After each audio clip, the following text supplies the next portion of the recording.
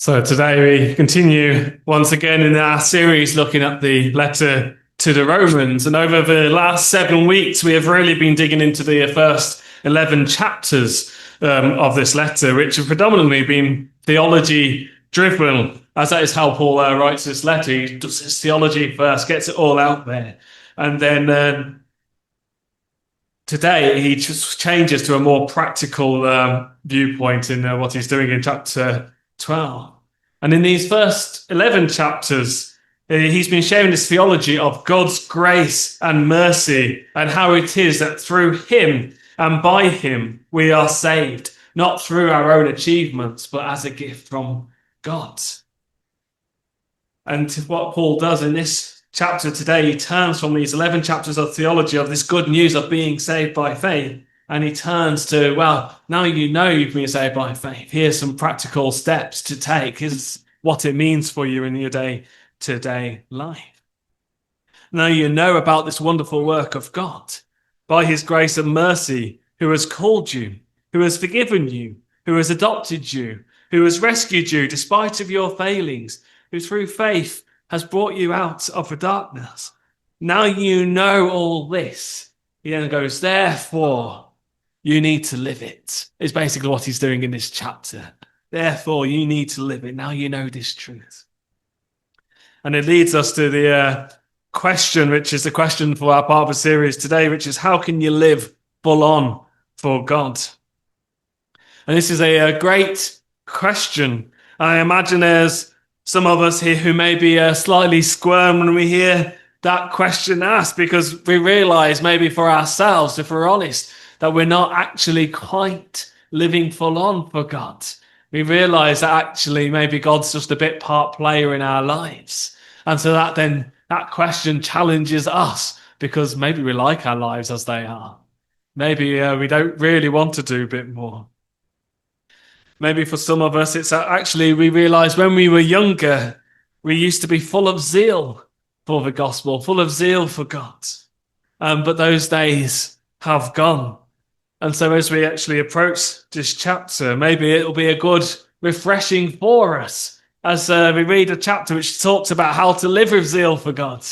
And it reminds us of those days and maybe makes us think, well, actually, we can still do that today.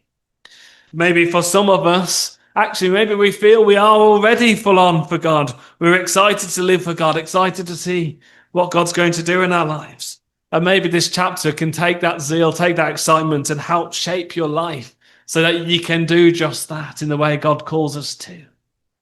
And then for some others of us, maybe we feel our life is just a bit too busy, and being told we need to live full on for God is a very daunting idea, because it's just like, well, how am I going to actually do this in my life? I've got all these commitments already.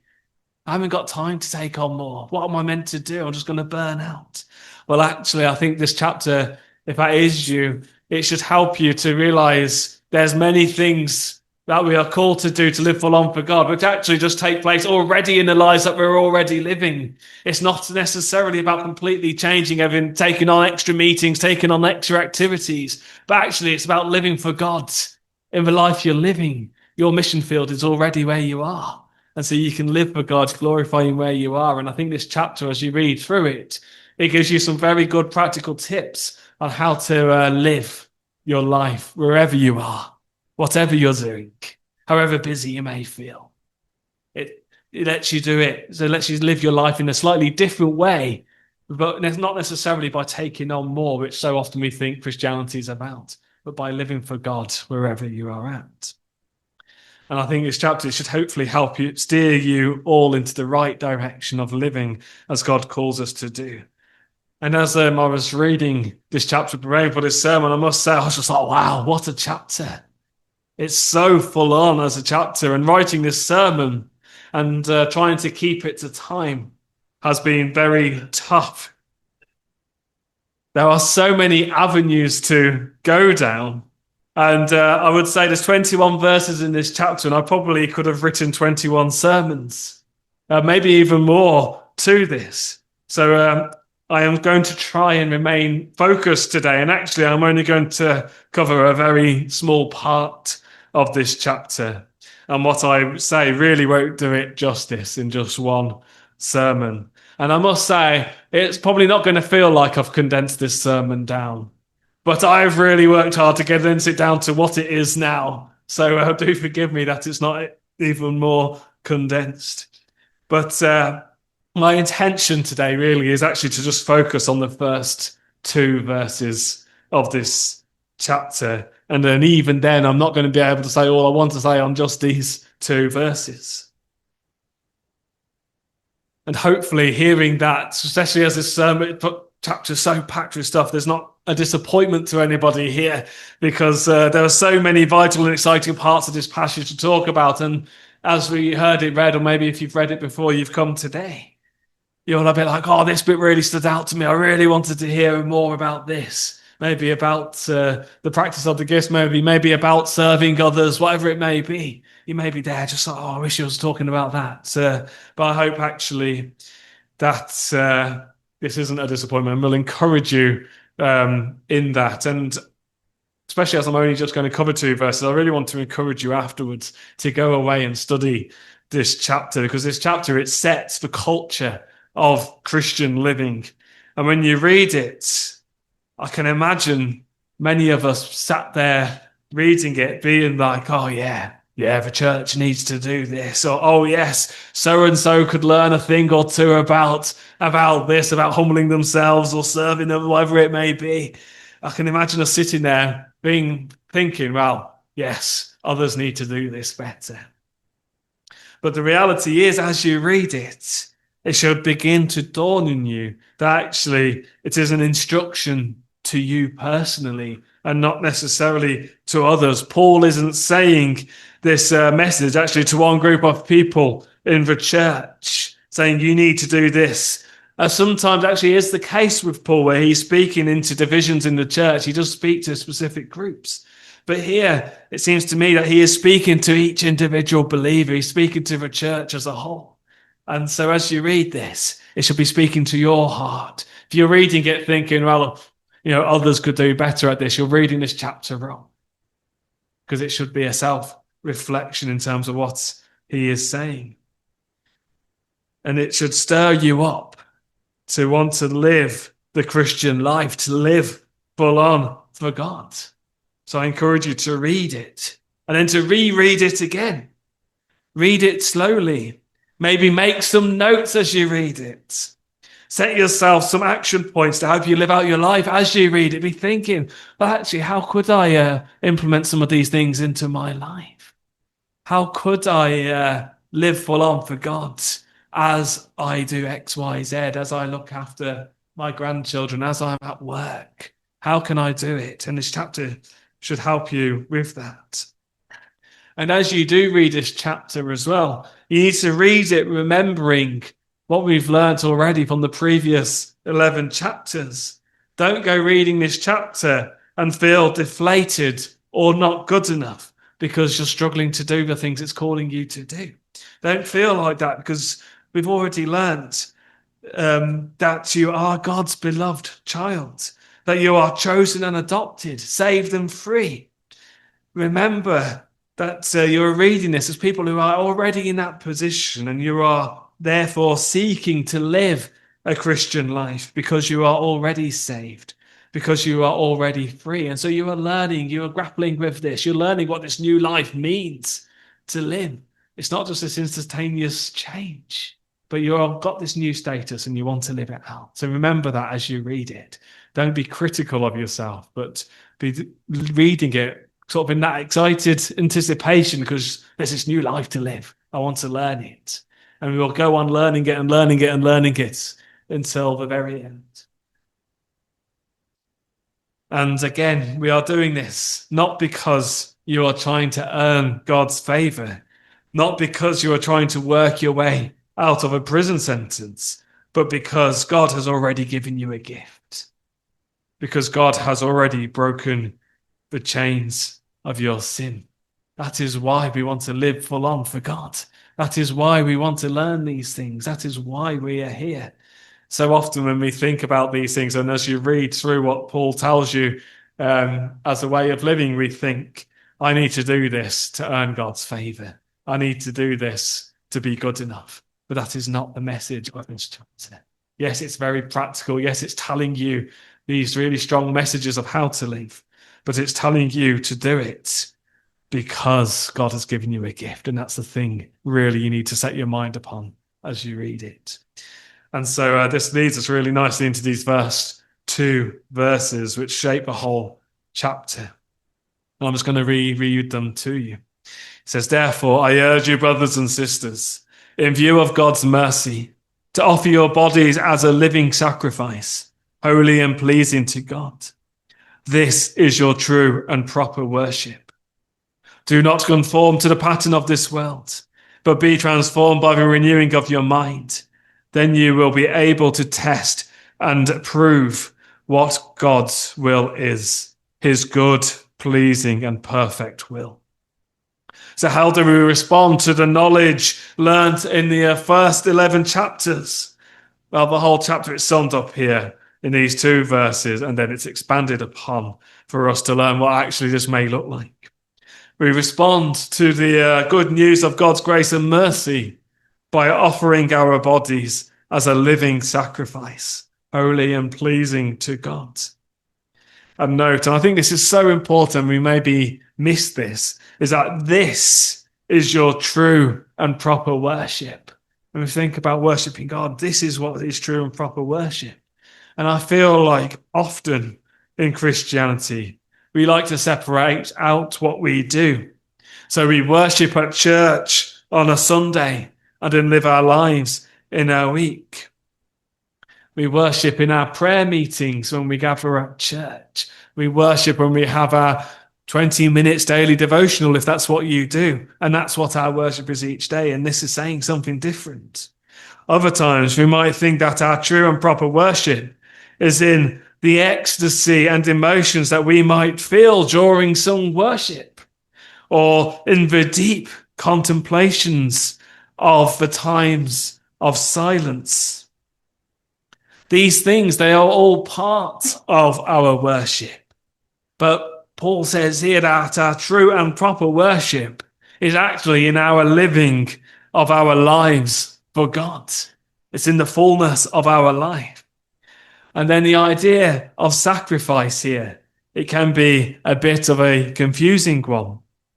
There are various sacrifices in Scripture, such as the animal sacrifice, there's the sacrifice of grain, there's the sacrifice of Jesus. And then in Roman times, there is a huge sacrificial culture there, which is a cultural one, slightly separate from the Jewish concept of sacrifice. And we're saying our true and proper worship is this living sacrifice. Well, what is this sacrifice? There's all these different ones, all these different things. How are we meant to do that? When all these, especially certainly in a lot of the sacrifices, we think of the sacrifice of Jesus, it involves death, and yet we're told to be a living sacrifice. What does it mean? It's in these sacrificial cultures that Paul is writing, and it's particularly true in Roman times, and he's writing to Rome here, so there's a good chance there's a bit of a mix of culture going on here with the understanding of sacrifice that Paul is writing into. You had sacrifices which are to earn favor in the eyes of the deity that you worship. But you could also do sacrifices which are to honor the deity, or even just to bring honor to the Roman emperor, to show your loyalty to the empire and to the emperor. And these are a big part of the sacrifices. And so you have these sacrifices which were designed for various reasons. You have the sacrifices designed for making amends, like the animal sacrifices in Leviticus. Some of the sacrifices will make amends when you've wronged somebody else. And so you could say, we live in peace now, and so I make a sacrifice and things are okay. And sometimes you would do that with God as well, and would say, okay, we've made things wrong, I've wronged you, and now things are okay, we make amends. Some sacrifices were designed to appease God, to appease a God sometimes if it's not the Christian religion. And sometimes this would be if you were going to battle, you would do a sacrifice. And this was designed to hopefully win God's favor, to appease him so that he would then win the battle for you. Some sacrifices were for spiritual cleansing. Again, this is very strong in Leviticus.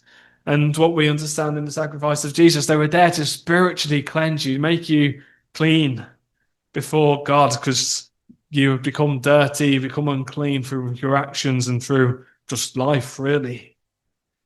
And then there are some other sacrifices which were simply an act of honor and loyalty, effectively a sacrifice just done as an act of worship to whoever you were sacrificing to. And I would suggest that I believe that Paul primarily is hinting actually at this latter sort of sacrifice when he says about being a living sacrifice. To be a sacrifice which is of honor and loyalty, a sacrifice of worship. For Jesus Christ's death on the cross, it was an all-sufficient sacrifice. So when Paul is telling us to be a living sacrifice, I don't think he's telling us to be the sacrifice of Jesus, because Jesus' sacrifice was a once and for all sacrifice and dealt with all the other reasons for the sacrificial system that was in place. You are already forgiven. God is already pleased with you. You've already been made amends. You've already been spiritually washed clean. So to be a living sacrifice, Paul's not telling you to go and do those things again because you're not taking the place of Jesus by being a living sacrifice. That's already all been dealt with. And so I very much think he's speaking about your life being this act of honor, of loyalty, of worship to God who has already done all these things. And so if it is about this, it means living your life so that your life is dedicated to the one who has set you free. I know in the past I've talked about this story before, but it's such a good example for what we are talking about here. And it's a story of a Catholic priest called Maximilian Kolbe, who was a Catholic priest in Auschwitz, and of a Polish prisoner at Auschwitz whose name I struggle to pronounce, but it's Franciszek, can't say the first name, Gajowniczek. Surname's a bit easier to say, but it's Polish. So forgive me for my pronunciation. But in Auschwitz, Kolbe offered to take the place of Gajowniczek, who had been called up to be one of a number to be killed. And it was called a group of people, but Kolbe heard this guy sort of pleading for his family because he had family outside of Auschwitz. And Kolbe stepped up and offered to take his place. And this offer was accepted by the guards. And Gajowniczek was left behind waiting as Kolbe went off to die. And what this meant, what this act by Kolbe meant was that Gajowniczek actually survived Auschwitz and the concentration camps. He was moved afterwards as well, but he survived it all and was freed and reunited with his family afterwards. And in response to this act of freedom that Gajowniczek received, he dedicated his life to telling the story of Maximilian Kolbe and his act of love. And he did this up until he died in 1995. And he said he would be telling this story until he breathed his last breath. And that's what he did. That was his dedication. That is what he did there as a response to that act. Is similar to what Paul is getting at here in this passage. We have been given a new chance of life. We have been given a chance of life to live life in the presence of God, knowing him intimately and enjoying his goodness. And so in response to this wonderful new reality that we have been given, Paul is saying to dedicate your life to honor him, to tell the world of what he has done, to live a life that enjoys the vast abundance of gifts which he has given us in this world in a way that gives glory to the one who gives us these gifts. That is what Paul is telling us to do in such a similar fashion to Gajowniczek, as he was given that gift by Kolbe. And this idea of sort of enjoying and glorifying God for all his gifts, we will look in more detail, more deeply and more practically after this series in Romans. But for now, just to understand, we are to live every moment for the glory of God. That is what it means to be a living sacrifice, to live every moment for the glory of God. And Paul goes further in verse 2. In response to the good news of God's grace and mercy, He says, do not conform to the pattern of this world, but be transformed by the renewing of your mind. Then you will be able to test and approve what God's will is, his good, pleasing, and perfect will. And Paul here is almost jumping all the way back to the start of the letter, where he begins by trying to rile up the audience. He says, look at the world and how these people are descending into sin and chaos. And then he turns it back on the church and tells them that they are just as guilty and cannot judge. That's what he does at the start. But he is saying here in this message, he's like, I've already told you this, but do not conform to this descending into sin and chaos. Do not conform to that way of life. And that's not in a judgmental way to the world, but that the Christians should not be a part of that way of life. That the Christians should be living a new life, not in that way of chaos that we've already heard about at the start of the letter in chapter 1. And on this note here, I would argue that it's no surprise that as the Western world has turned away from sort of Christianity and Christian values, particularly the values we see in this chapter, that it's not a surprise that the Western world is finding itself more and more turning into chaos, being more and more divided, being more and more a worrying place to live. It shouldn't be a surprise, because we're turning away and back into that world that's seen in chapter 1 of Romans. That world, the pattern of this world, it descends into chaos. And also, as the Church of England over the last century or so has more and more sort of conformed to the pattern of this world, I'm sure everyone can think of one example where they think, oh, the Church of England has conformed to the world in this way. There's lots of examples. Say it's been over a century, maybe longer, some would argue, of this happening. But as the Church of England has done this, we see the Church of England more and more turning into a place of chaos and division. That shouldn't surprise us, because that is the pattern of this world, is of chaos and division and not unity. And so these things, they aren't surprising, but I do think they give us an example of what Paul is trying to say when he talks about this pattern of the world not to conform to. Because there's a pattern of life where if we conform to the ideals of this world, the values of this world, the values that move away from Christian values, then we are going to see ourselves divided and in chaos, broken and in pain. And if we want to see a church that looks like the world, then we are not going to be living a life as we are called to live, and we are not going to understand the joy of the Lord. And if we ourselves want to live our own lives following the pattern of this world, then we will find that we are living lives like we were before we became Christians, certainly if you've had a big conversion moment. When we are not ourselves living lives as we are called.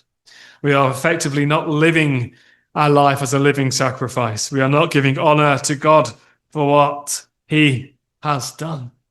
And so it's important for us to understand this and to learn and to strive to live a new life. Sometimes we will get it wrong. All of us will. But we are to strive to live according to the pattern of the new kingdom that we live in, the new life we've been given, and not the old. Have you ever given somebody a gift which has not really been appreciated? Well, choosing to conform to the patterns of the world, it is a bit like that, like receiving a gift and not really appreciating it. And you know, if someone's not appreciated your gift, it can be quite deflating and hurtful. You've been given a gift of new life, a life empowered by the Holy Spirit, a life where you get to know your loving Creator.